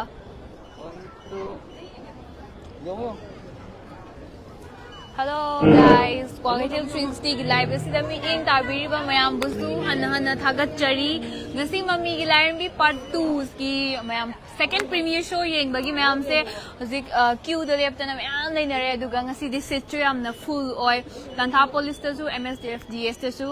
सो से कापचे अदुगा हजिक फोटो सेशन तौरिगो कैमरामैन मयाम स्वाइदा लाक्तुना लेबिरे अदुगा I give photo copy quite a period of no fun. Man, in out as Hapam high grade lawyer, my photo the Trang Lanas, Lang Kicklang at Holapido. Two Nico sing aside two you. So I'm not gonna couple some later. Malema. That's Kumana. The sister can dress a can door, a higher laugh. Dress hai na la ko yaman. Ran ye he kama da ram. Sanong ka mam bagi. Asom da le pi. Siam da thecheng view. Sum par cha bra. Par cha. Par. Nungai ri bo. Sum nungai ri. Chahi ani mamang ahung mamang da thengna khiba duga. Keno to yam thina khang pharam me. ꯑꯩ ꯐꯥꯖꯗ꯭ꯔꯤ ꯑꯉꯥꯡ ꯑꯣꯏꯖꯩ ꯑꯗꯣ ꯑꯩꯈꯣꯏꯅ ꯁꯤꯗ ꯃꯃꯤꯒꯤ ꯂꯥꯏꯔꯦꯝꯕꯤꯗ ꯑꯩꯈꯣꯏꯒꯤ ꯗꯥꯏꯃꯟꯒꯤ ꯀꯩꯅꯣ ꯔꯣꯜꯁꯦꯀꯣ ꯀꯩ role ꯑꯣꯏꯕꯤꯗꯣꯏꯅꯣ ꯃꯌꯥꯝꯗ ꯍꯥꯏꯕꯗꯤ ꯌꯦꯡꯕ ꯃꯌꯥꯝꯁꯨ ꯌꯥꯎꯋꯤꯀꯣ ꯌꯦꯡꯗꯕ ꯃꯌꯥꯝꯁꯤꯡꯅꯁꯨ ꯈꯪꯅꯕꯒꯤꯗꯃꯛꯇ ꯍꯥꯏꯕꯤꯌꯨ ꯂꯥꯏꯚ ꯀꯣꯛꯇꯦꯜ 360ꯒꯤ ꯂꯥꯏꯚ ꯊꯥꯖꯔꯤ ꯇꯥꯕꯤꯕ ꯈꯨꯗꯤꯡꯃꯛꯄꯨ ꯗꯥꯏꯃꯟ ꯅꯥꯎꯔꯦꯝꯕꯩ ꯃꯈꯣꯟꯗ ꯈꯨꯔꯨꯝꯖꯔꯤ ꯑꯩꯁꯦ ꯃꯃꯤꯒꯤ ꯂꯥꯏꯔꯦꯝꯕꯤꯗ ꯈꯥꯒꯦꯝꯕꯒꯤ ꯔꯣꯜ ꯂꯧꯖꯕꯅꯤ ꯑꯗꯨꯒ ꯑꯩꯅ ꯇꯧꯖꯔꯤꯁꯤꯅ ꯑꯩꯈꯣꯏꯒꯤ ꯗꯥ ꯖꯦꯝꯁꯦ ꯁꯂꯥꯏꯁꯦ ꯑꯗꯨꯒ ꯅꯤꯡꯁꯤꯡꯒ ꯃꯣꯏꯅꯤꯁꯦ ꯅꯨꯡꯁꯤꯅꯅ ꯂꯩꯕ ꯄꯣꯠꯇꯨꯗ ꯑꯩꯅ ꯑꯃꯨꯛ ꯂꯩꯁꯥꯔꯤꯉꯩꯗ ꯍꯥꯏꯕ ꯇꯥꯔꯦꯀꯣ ꯑꯗꯨꯒ ꯑꯩꯅ ꯄꯥꯝꯖꯈꯤꯕ ꯁꯤꯡꯁꯦ ꯆꯦ ꯕꯤꯖꯨꯅ ꯂꯧꯔꯤ ꯔꯣꯜꯁꯦ ꯅꯨꯡꯁꯤꯈꯤꯕ ꯍꯣꯏ ꯑꯗꯨꯗ ꯍꯥꯏꯗꯤ ꯈꯤꯇꯪ ꯃꯅꯨꯡꯗ ꯄꯥꯎ ꯐꯥꯎꯅꯗꯕ ꯑꯃꯗꯒꯤ ꯍꯥꯏꯕ ꯇꯥꯔꯦ ꯑꯗꯒꯤ ꯑꯩꯅ ꯃꯥꯁꯦ ꯅꯨꯡꯁꯤꯕꯅ ꯃꯔꯝ ꯑꯣꯏꯔꯒ ꯑꯩꯒꯤ ꯑꯃꯨꯛ ꯐꯪꯅꯕ ꯍꯣꯠꯅꯔꯛꯄꯅꯦ ꯂꯩꯒ ꯁꯨꯃꯥꯏꯅꯒ ꯄꯤꯕꯗꯣ ꯍꯣꯏ ꯑꯗꯨ ꯌꯥꯝ ꯐꯖꯩ ꯌꯥꯝ ꯃꯥꯜꯂꯦ ꯑꯩꯅ ꯁꯨꯝ ꯀꯩꯅꯣ ꯈꯔ ꯑꯦꯛꯁꯥꯏꯇꯦꯗ ꯑꯣꯏꯅꯕ ꯍꯥꯏꯍꯟꯕꯅꯤꯗ ꯈꯪꯉꯦꯕ ꯑꯗꯣ ꯃꯌꯥꯝꯅꯁꯨ ꯑꯩꯈꯣꯏꯒꯤ ꯀ꯭ꯋꯥꯀꯩꯊꯦꯜ 360ꯒꯤ ꯂꯥꯏꯚꯁꯤꯗ ꯌꯦꯡꯕꯤꯔꯤꯕ ꯃꯌꯥꯝꯁꯤꯗꯀꯣ ꯃꯃꯤꯒꯤ ꯂꯥꯏꯔꯦꯝꯕꯤ 2ꯁꯦ ꯃꯌꯥꯝꯅꯁꯨ ꯉꯁꯥꯏ ꯔꯤꯚ꯭ꯌꯨꯗꯤ ꯃꯌꯥꯝ ꯄꯤꯕꯤꯈ꯭ꯔꯦ ꯌꯥꯝ ꯐꯖꯩ ꯈꯣꯠꯂꯦ ꯑꯗꯨꯒ ꯍꯦꯟꯅꯁꯨ ꯄꯥꯔꯠ 3 ꯉꯥꯏꯔꯤꯅꯀꯣ ꯑꯗꯣ ꯗꯥꯏꯃꯟꯒꯤ ꯍꯥꯏꯕꯗꯤ ꯀꯩ ꯍꯥꯏ ꯁꯥꯏꯠꯇꯒꯤꯁꯨ ꯃꯌꯥꯝꯗ ꯀꯩꯅꯣꯁꯦ ꯄꯥꯔꯠ 3ꯁꯦ ꯄꯨꯊꯣꯛꯄꯤꯔꯛꯅꯕ ꯑꯩꯈꯣꯏꯒꯤ ꯗꯥꯏꯔꯦꯛꯇꯔ ꯄ꯭ꯔꯣꯗ꯭ꯌꯨꯁꯔꯁꯤꯗꯀꯣ ꯃꯌꯥꯝꯒꯤ ꯃꯍꯨꯠ ꯁꯤꯜꯂꯒ ꯍꯥꯏꯕꯤꯌꯨ ꯁꯣꯏꯗꯅ ꯍꯥꯏꯖꯒꯦ ꯑꯩꯈꯣꯏꯁꯨ ꯑꯥꯔꯇꯤꯁ ꯑꯃ ꯑꯣꯏꯅ ꯁꯦꯡꯅ ꯑꯩꯈꯣꯏꯅ ꯇꯧꯖꯈꯤꯕꯗꯣ ꯑꯩꯈꯣꯏꯁꯨ ꯌꯥꯝ ꯊꯨꯅ ꯌꯦꯡꯕ ꯄꯥꯝꯃꯦꯕ ꯇꯧꯒꯗꯧꯕ ꯍꯥꯏꯕꯗꯤ ꯑꯩꯈꯣꯏꯒꯤ ꯏꯗꯤꯇꯤꯡꯒꯤ ꯃꯇꯝ ꯃꯌꯥꯝ ꯂꯩꯕꯅꯤꯅ ꯈꯨꯗꯣꯡꯆꯥꯗꯕ ꯃꯌꯥꯝꯗꯨꯅ ꯃꯔꯝ ꯑꯣꯏꯔꯒ ꯊꯤꯟꯖꯕꯅꯤ ꯑꯗꯣ ꯌꯥꯝ ꯊꯨꯅ ꯎꯠꯄ ꯉꯝꯅꯕ ꯃꯌꯥꯝꯗꯁꯨ ꯍꯣꯠꯅꯖꯒꯦ ꯑꯩꯅꯁꯨ ꯍꯥꯏꯖꯒꯦ ꯉꯁꯤ ꯀ꯭ꯋꯥꯀꯩꯊꯦꯜ 360ꯅ ꯗꯥꯏꯃꯟꯒ ꯑꯩꯈꯣꯏꯒꯤ ꯃꯃꯤ ꯂꯥꯏꯔꯦꯝꯕꯤꯗ ꯌꯥꯎꯔꯤꯕ ꯑꯥꯔꯇꯤꯁꯁꯤꯡꯒ ꯎꯅꯔꯒ ꯋꯥꯔꯤ ꯋꯥꯇꯥꯏ ꯁꯥꯟꯅꯕꯒꯤ ꯇꯥꯟꯖꯥ ꯑꯃ ꯐꯪꯕꯒꯤꯗꯃꯛꯇ ꯊꯥꯒꯠꯆꯔꯤ so much ꯊꯥꯒꯠꯆꯔꯤ ꯅꯨꯡꯉꯥꯏꯖꯔꯦ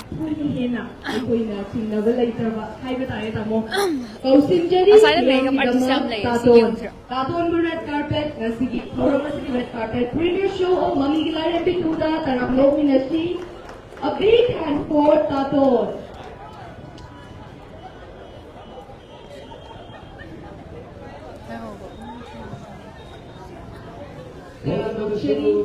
ꯃꯣꯏ ꯃꯦꯀꯞꯁꯦ ꯀꯅꯥꯅꯣ ꯀꯅꯥꯅꯣ Sinema 360 that I feel very loud. I need Hobby, Mummy MB 2 I Mummy did not open the lens of someone in Hobby. Ay, si Son lang. Interview siya. Ito, hindi nga ito. Son lang. Hello, ko'y posta ba gentleman ang lay. Brother Sim da pa.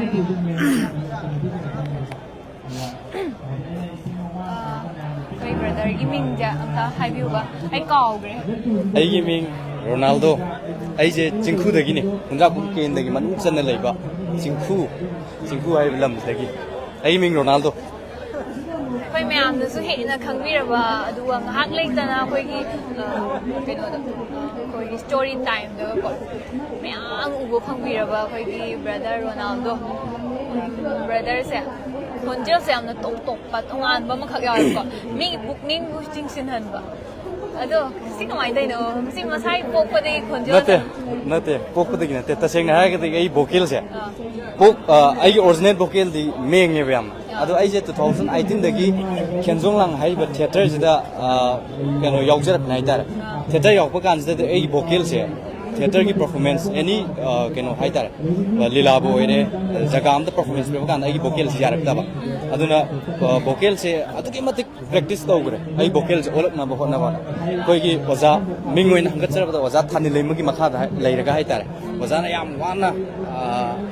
ꯁꯦꯝꯗꯣꯛꯄꯤ ꯑꯩ ꯚꯣꯀꯦꯜꯁꯦ ꯍꯥꯏꯇꯥꯔꯦ ꯑꯌꯨꯛꯀꯤ ꯑꯩꯈꯣꯏ ꯑꯌꯨꯛꯇ ꯇꯧꯒꯗꯕ practice ꯑꯗꯒꯤ ꯆꯥꯒꯗꯕ ꯆꯤꯟꯖꯥꯛ ꯑꯩ ꯚꯣꯀꯦꯜ ꯇ꯭ꯔꯦꯟ ꯇꯧꯕꯁꯦ ꯊꯨꯒꯥꯏꯕꯅ ꯍꯦꯛꯇ ꯊꯨꯒꯥꯏꯈ꯭ꯔꯒ ꯈꯣꯟꯁꯤꯁꯦ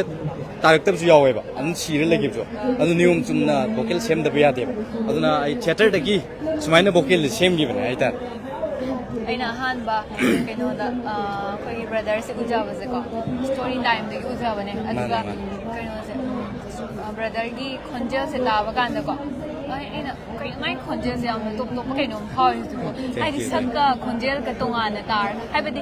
ꯑꯣꯏꯔꯝꯃꯣꯏꯗ꯭ꯔꯅꯦ ꯀꯥꯏꯅ ꯈꯟꯕꯗꯣ ꯑꯗꯣ ꯃꯇꯨꯡ ꯇꯥꯔꯛꯄꯗꯁꯨ ꯃꯤꯌꯥꯝꯒꯤ ꯁꯦꯕꯥ ꯍꯦꯟꯅ ꯇꯧꯕꯤꯕ ꯑꯣꯏꯕꯤꯌꯨ ꯑꯗꯨꯒ ꯃꯌꯥꯝꯅꯁꯨ ꯑꯩꯈꯣꯏꯒꯤ ꯕ꯭ꯔꯗꯔ ꯔꯣꯅꯥꯜꯗꯣ ꯅꯠꯇ꯭ꯔꯥ ꯃꯥꯅꯦ ꯑꯗꯣ ꯕ꯭ꯔꯗꯔꯒꯤꯁꯨ ꯍꯦꯟꯅ ꯁꯞꯄꯣꯔꯠ ꯇꯧꯕꯤꯌꯨ ꯃꯌꯥꯝꯅ ꯀ꯭ꯋꯥꯀꯩꯊꯦꯜ 360 ꯂꯥꯏꯚꯁꯤꯗ ꯉꯁꯤꯗꯤ ꯑꯁꯨꯛꯀꯤ ꯃꯇꯤꯛ ꯌꯥꯝꯅꯕ ꯑꯥꯔꯇꯤꯁ ꯃꯌꯥꯝ ꯋꯥꯔꯤ ꯁꯥꯟꯅꯕꯒꯤ ꯇꯥꯟꯖꯥ ꯑꯃ ꯐꯪꯖꯔꯦ ꯁꯤꯒꯤꯗꯃꯛꯇꯁꯨ ꯌꯥꯝꯅ ꯅꯨꯡꯉꯥꯏꯖꯩ ꯊꯦꯡꯛ ꯌꯨ ꯀ꯭ꯋꯥꯀꯩꯊꯦꯜ 360ꯕꯨ ꯍꯥꯏꯅꯤꯡꯉꯥꯏ ꯂꯩꯇꯅ ꯊꯥꯒꯠꯄ ꯐꯣꯡꯗꯣꯛꯆꯔꯤ ꯍꯦꯟꯅ ꯃꯇꯨꯡꯗꯁꯨ ꯃꯥꯏ ꯄꯥꯛꯄ ꯑꯣꯏꯕꯤꯌꯨ ꯑꯣꯏꯖꯒꯦ ꯑꯩ ꯃꯌꯥꯝꯒꯤ ꯁꯦꯕꯥ ꯇꯨꯡ ꯀꯣꯏꯅ ꯄꯨꯟꯁꯤ ꯁꯥꯡꯅ ꯇꯧꯕ ꯉꯝꯖꯒꯦ ꯃꯌꯥꯝ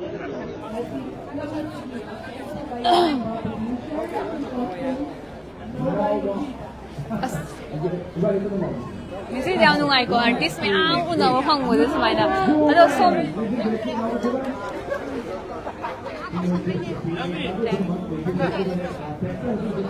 Hi. Dawa blue. Kino, pagulo. Pagulo. Nang nalo la ja ra kai le ro khoi live to kai chin. Som na o. Istanle pagulo o. Kay tana jai no. Okay, nungai ba kay kamdori karam pali si party on. มีเจนุ่งไงพัมมาเลยจะมันเองนี่ให้ทุกไงทุกไงสมัยน่ะคุยกี่กว่าเทล360กี่เงี้ยสิไลฟ์เนี่ยบอกว่าท่าจริงภาษาแต่สมัยน่ะอาร์ติสต์แม่อังกุนเอาพังจับภาษาคุยกี่ viewers สิ่งนั้นสุยามนุ่งไงมันก็นี่ให้น่ะขันใจบอกว่าสิ่งที่ตั้งใจสิดีปังน่ะลักไปนะเตี้ยบ่อีบุ้งเจนุ่งไงป่ะนุ่งไงดีให้ตามเนาะไอ้ประเดี๋ยวสิ่งเสียคนที่ยามนุ่งไงเป็นซีซันเนี่ยบ่ไอ้คุณน้ำมีลิสต์ตั้งตรงเป็นซีซันเนี่ยนะอันนุ่งไงมันจะกี่สิ่งยามนุ่งไงคนเนี่ยสิ่งที่นุ่งไงเคลียดูก็คนน่ะฟิล์มจะมาทั้งรีลิสต์ตัวว่าคุยกี่บ้าบุกแม่น่ะ support ตัววิบก็บ้าบุกแม่น่ะนุชิวิบดูก็มาบุกแม่น่ะ support ตัววิบสิ่งนั้นสุดเห็นน่ะคุยกี่ทงน่ะ happy ด้วยเนี่ยบ่ดูน่ะยังจะเบ็ดยังชอบนี่ก็เสียไม่ยังสวยคำเดียวนี่ก็ยังบางทีเคยกี่มิงเซ่บับใครได้แล้วดูกันนะฮะเจ้กันงั้นสิเลยอู้นะฮะเลยโทรมีก็ไม่ได้นะฮะโอ้ยนี่ดูมีแล้วคุยแล้วก็นะฮะโอ้ยโทรเกนะนะฮะโอ้ยนะครีมน้ำเตะหลักกว่าดูกันกี่ครีมให้ดูมั้งดูให้ดูแก่แต่มีเลยนาวันทุกข์เลยดีกันนะไอ้ตรงนาวันทุกข์ก็ตรงเลยดูกันแล้วดูนะฮะที่ยังที่ไว้ถอยก็ฮันูดีใจแค่ตั้งง่ายเราเป็นตัวนั่งนะฮันูเรนดาก็รักกันนะเห็นไงที่มิงกันนุ่งกงนั่นสิมีนุ่งกูบ่ไอ้น่ะก็ไอ้น่ะง่ายที่มันน่ะดาก็เวทีน่ะมันเรสเปคกันขโมยจะจ้าเคดะยังไงยังมันก็สมัยนั้นไว้สนามว่าพังจะว่าเจ้แล้วดูใครนั่นในปาร์ตี้เจ้ไอ้เฮอุบก็ไลฟ์ลากไปก็จีนกี่นุ่งไอ้ที่ก็ตัวมันจีนกี่นู่นก็ไอ้จุดกี่ใจใครกี่นู่นกี่ใจเจ้ช่วงไลฟ์ที่จุดการที่นี่เกี่ยวช่วยไปเจ้ทีละกักทัลละทักกับไปเจ้ที่เนี่ยไปเนี่ยอังกีดีเจ้โอ้ยดูผมมาแม่อันสไลก่อนไอ้วันนี้คุยมีวันนี้เนี่ยช่วยแต่บางคำแต่ไม่ได้จริงว่าให้ซ้ำมางานมันอันตั้งช่วยไปเอาด้วยเนี่ยช่วยประตูทางนี้มาหน่อยกักทัลละทักอะไรคือไลฟ์เสนอไปอังดูดิสิอาซาดูไหนอุจิจุมีอยู่ส่วนนี้มีคนพาเดบิวดูว่าก็จะช่วยสติกีวิวเออร์สแม่อันนี้สุก็เอาไว้สนั่นไลฟ์อาร์ติสต์คนที่มาอุณหภูมิอาร์ติสต์คนที่มาโอเคสวยงามยาวดูว่าสวยจังเห็นไหมปากสวยจังดูแม่อันนี้เสียบ้าสุดเห็นตัววิรักคนเล็บกันนะก่อนแม่อันนี้สปอร์ตตัววิวอาร์ติสต์เนี่ยคนมันนี่อาร์ติสต์ก็จะแม่อันนี้สิได้เรียดมุสิกสิได้เพียงน้อยเห็นสปอร์ตตัววิวอะไรเงี้ยว่ากันที่360บูแม่อันนั้นเห็นปามวิวไลค์แชร์คอมเมนต์นั่นตัววิวโอ้ยรอโอ้ยเจนบีลิกไลยังนุ่งไอ้เจ้วันนี้ฉันไปตั้งใจฟังว่ามาก็สู้เลยรำดับนะฮะเลยจัดที่นะฮะไอ้นั่งอุ้มเดชีเลยดูเนี่ยอันนี้ต้องดูท่านก็ดีจริงนะงั้นสิที่พาเลยนะมุสิพาเลยรถไปเลยอ่ะเลย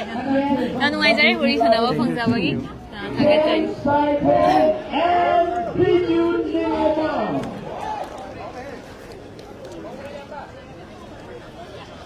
ใช่ฮีโร่ดูลักกี้เลยฮีโร่ดูการสเปรย์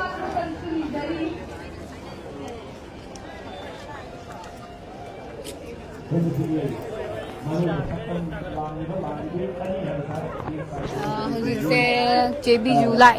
aduga da James la and what we can see is yes Bijou Negomam is with her you see that and actually what's the other Kanana bungawi dari TV Kiminoka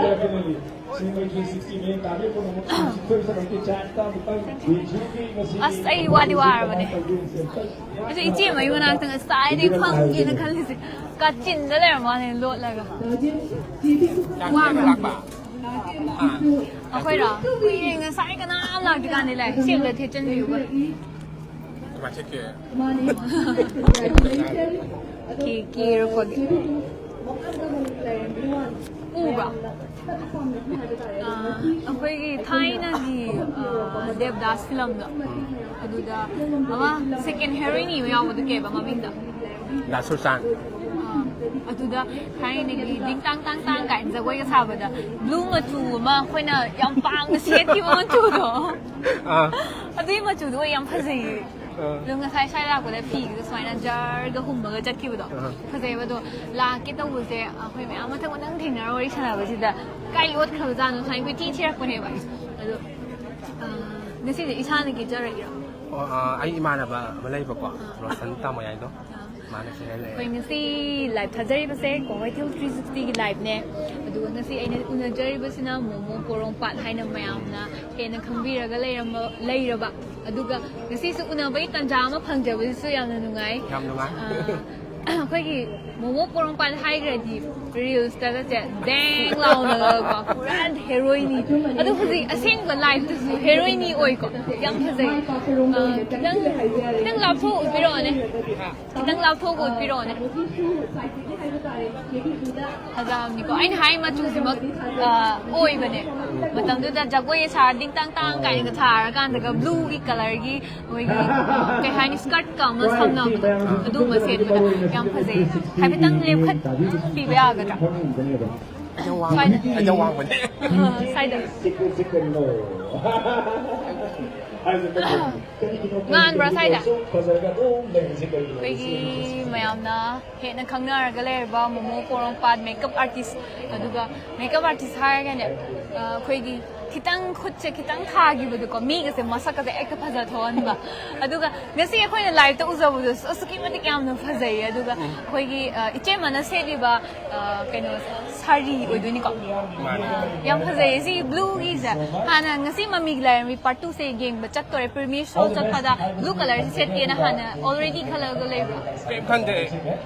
बाजार सना अउ म तो लेगा टूरबा हाना खल्लगा लेबबुदी खुद खुद के शेट बजने केना फजै को अदो सम द कल द तौरगा को असखंग दे याम फजै ए ngасai आदा नुं सा थोइ कान दगी बुबुदगी हेना ने याम फजै अदो कम हाइबदि सुम इमानबी म्याम लाकोइदरा होय इमानबी म्याम लाय मोय चंगर अदो आई कइनम ता हंगजगे खंगद्रे को आइसा सिगी ममी लाय मिगी मेकअप सा आइदि मेकअप की नते बको आइना स्पॉन्सर तोबा मोय स्पॉन्सर मगे इमान lakpa anggi pinya ba buke buke o ngasai buke myam pusan gi bai ui ui adugi buke ama khoi gi hen gi keno paina ba myam yaw ba buke myam pusan gi ba adu sponsor ta bo oi de ba manung da function di to ba hau gra ba hau di ba mali ko changdri ye hau gra ba अदो ma'am सिदा worry वताई Sanawar सिदा तो मपान तो इसे सी function जे ओइदने मनुंग तौद्रे मपान तौरेबा अदो सी सुमाइना मयामगा उनबै तंजा मयाम हाइदि तंजा खरा फंगजाग्रे बको अदुगा ngasi makeup artist सुमाइना उनबा फंगबजा याम नुंगाय खoi Manipur film industry दा makeup हाइबसे यावद्रदि खoi makeup सिना film दे थवाई happy बो ओइदनेबा अदुना हेनसु मणिपुर की फिल्म की इंडस्ट्री दा खoi हेना चखत पदसु जे मोइना हेना मतेंग पांगबीबा मदि चखत मिनाबो ओइमिनसे ngasi तंजा मा वरि सनाबै तंजा फंगसे याम नुंगाय जरे थागतचरी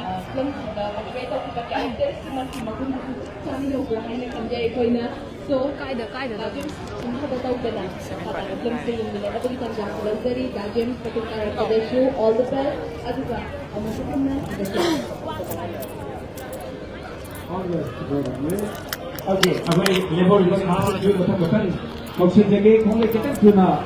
best option jari bakas kusi mention birakani kasagi loya ratan modugala Gita Sajita Samchan Alina Alicia Linda Rosaline Teva अखोई ngasi gi live thazai ni ko kai thel 360 gi live aduga khoina ngasi gi mami live bisi gi ꯑꯩꯈꯣꯏꯒꯤ ꯃꯦꯟ ꯑꯣꯏꯔꯤꯕ hero ꯑꯩꯈꯣꯏꯒꯤ ꯁꯂꯥꯏ ꯉꯥꯠꯄ ꯑꯩꯈꯣꯏꯅ ꯃꯌꯥꯝꯅ ꯋꯥꯔꯤꯗ ꯍꯦꯟꯅ ꯇꯥꯕꯤꯈ꯭ꯔꯕ ꯑꯗꯨꯒ ꯋꯥꯔꯤꯗ ꯊꯋꯥꯏ ꯍꯥꯞꯄꯤꯔꯤꯕ ꯑꯗꯨꯒ ꯑꯩꯈꯣꯏꯅ ꯋꯥꯔꯤ ꯇꯥꯈꯤꯕꯗ ꯏꯃꯥꯖꯤꯅꯦꯁꯟ ꯇꯧꯈꯤꯕꯗ ꯗꯛ ꯂꯥꯎꯅ ꯊꯣꯛꯂꯛꯄ ꯍꯦꯔꯣꯗꯣ ꯑꯩꯈꯣꯏ ꯗꯥ ꯖꯦꯝꯁꯁꯦ ꯑꯣꯏꯗꯣꯏꯅꯦ ꯑꯗꯨꯒ ꯅꯥꯀꯟꯗ ꯂꯩꯔꯤꯕꯁꯤꯅ ꯑꯩꯈꯣꯏ ꯗꯥ ꯖꯦꯝꯁꯀꯤ ꯍꯧꯖꯤꯛꯀꯤ ꯂꯨꯍꯣꯡꯗ꯭ꯔꯤꯕꯁꯤꯅ ꯒꯔꯜꯐ꯭ꯔꯦꯟ ꯍꯥꯏꯖꯔꯒꯦꯀꯣ ꯂꯣꯏꯅꯕꯤ ꯑꯣꯏꯗꯣꯏꯅꯦ ꯗꯥ ꯖꯦꯝꯁꯀꯤ ꯑꯗꯨꯒ ꯆꯦ ꯀꯝꯂꯥ ꯑꯗꯨꯒ ꯀꯣꯄꯜꯁꯤꯡꯁꯦ ꯌꯥꯝꯅ ꯆꯥꯅꯩꯀꯣ ꯌꯥꯝꯅ ꯐꯖꯩ ꯑꯗꯨꯒ ꯑꯩꯈꯣꯏꯒꯤ ꯃꯌꯥꯝꯒꯤ ꯋꯥꯔꯤꯁꯤꯒꯤ ꯑꯃꯗꯤ ꯐꯤꯂꯝꯁꯤꯒꯤ ꯚꯥꯕꯣꯛꯁꯤꯡꯅ ꯚ꯭ꯌꯨꯋꯔꯁꯤꯡꯅ ꯄꯥꯝꯅ ꯗꯥ ꯖꯦꯝꯁꯁꯦ ꯑꯩꯈꯣꯏ ꯌꯥꯡꯕꯨꯡ ꯁꯥꯕꯗꯁꯨ ꯑꯩꯈꯣꯏꯅ ꯈꯜꯂꯤꯕ ꯏꯃꯥꯖꯤꯅꯦꯁꯟꯗꯣ ꯑꯩꯈꯣꯏ ꯌꯥꯡꯕꯨꯡ ꯃꯩꯔꯥꯕꯅꯦꯅꯁꯨ ꯃꯌꯥꯝꯅ ꯍꯥꯏꯅꯩꯀꯣ ꯌꯥꯝꯅ ꯑꯗꯣ ꯁꯨꯃꯥꯏꯅ ꯑꯩꯈꯣꯏꯅ ꯋꯥꯔꯤꯗ ꯁꯥꯒꯠꯈꯤꯕ ꯄ꯭ꯂꯣꯠ ꯃꯌꯥꯝꯗꯣ ꯐꯤꯂꯝ ꯑꯣꯏꯅ ꯄꯨꯊꯣꯔꯛꯄꯁꯤꯗ ꯁꯤꯒꯤ ꯔꯣꯜ ꯑꯆꯧꯕ ꯑꯃ ꯁꯨꯃꯥꯏꯅ ꯂꯧꯔꯛꯄꯁꯤꯗ ꯃꯌꯥꯝꯅ ꯇꯧꯈꯤꯕ ꯏꯃꯥꯖꯤꯅꯦꯁꯟꯁꯦ ꯗꯥ ꯖꯦꯝꯁꯁꯦ ꯑꯣꯏꯔꯕꯅꯦꯕ ꯍꯧꯖꯤꯛꯁꯦ ꯑꯗꯨꯒ ꯃꯌꯥꯝꯅꯁꯨ ꯁꯛꯁꯦꯁ ꯑꯣꯏꯔꯦꯕꯀꯣ ꯑꯩꯈꯣꯏꯅ ꯄꯥꯝꯕꯗꯨꯃꯛ ꯇꯥꯔꯦꯕ ꯑꯗꯣ ꯗꯥ ꯖꯦꯝꯁꯀꯤ ꯊꯃꯣꯏꯁꯤꯗ ꯀꯩ ꯐꯥꯎꯕꯤꯒꯦ ꯑꯗꯨꯃ ꯍꯥꯏꯕꯤꯌꯨꯅꯦ ꯌꯥꯝ ꯈꯪꯖꯅꯤꯡꯕ ꯃꯌꯥꯝꯅꯁꯨ ꯇꯥꯅꯤꯡꯅ ꯈꯧꯔꯥꯡꯅ ꯉꯥꯏꯔꯤꯕ ꯇꯁꯦꯡꯅ ꯍꯥꯏꯔꯕꯗ ꯑꯩꯅ ꯇꯧꯖꯔꯨꯕ ꯈꯔꯗꯨꯅ ꯍꯥꯏꯇꯥꯔꯦꯀꯣ ꯑꯗꯨꯒꯨꯝꯕꯗꯨꯅ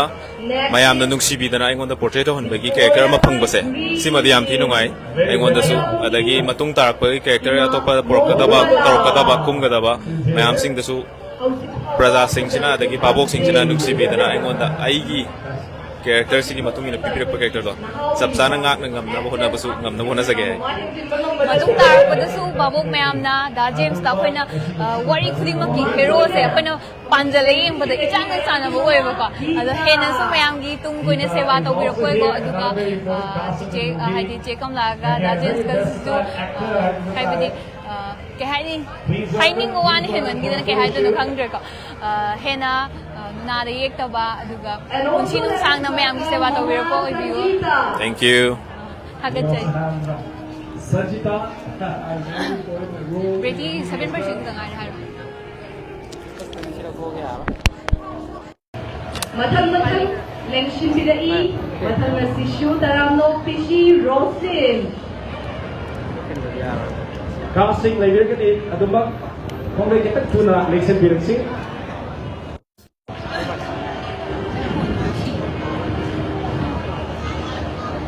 Mathanga Ronaldo